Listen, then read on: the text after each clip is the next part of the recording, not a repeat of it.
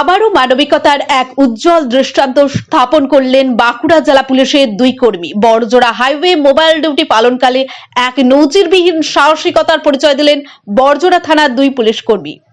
Durgapur barrage সংলগ্ন একটি খালে এক ব্যক্তিকে হঠাৎ ডুবে যেতে দেখা যায়। পরিস্থিতি অত্যন্ত সংকটজনক বুঝে কর্তব্যরত অফিসাররা বিন্দুমাত্র দেরি না করে তৎক্ষণাৎ উদ্ধার কার্যে ঝাঁপিয়ে পড়েন।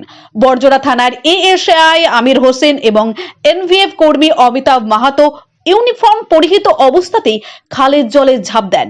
দ্রুততার সাথে ডুবন্ত ব্যক্তিকে জলের নিচ থেকে টেনে তুলে আনেন এবং প্রাথমিকভাবে তাকে সুরক্ষিত স্থানে নিয়ে আসেন। তাদের তৎপরতায় বড় ধরনের দুর্ঘটনা এড়ানো সম্ভব হয় বলে প্রত্যক্ষদর্শীরা জানান। পরবর্তীতে জানা যায় উদ্ধার হওয়া ব্যক্তির নাম অরুণ বাউরি। তার বাড়ি দুর্গাপুরে। ঘটনাস্থলেই প্রাথমিক পরিচর্যার ব্যবস্থা করা হয় এবং পরে তাকে তার দাদার হাতে নিরাপদে তুলে দেওয়া হয়। বর্তমানে তার শারীরিক অবস্থা স্থিতিশীল বলে জানা গিয়েছে। পুলিশ সূত্রে জানা হয়েছে, কর্তব্যের পাশাপাশি মানবিক দায়িত্ববোধ থেকেই এই পদক্ষেপ নেন দুই কর্মী।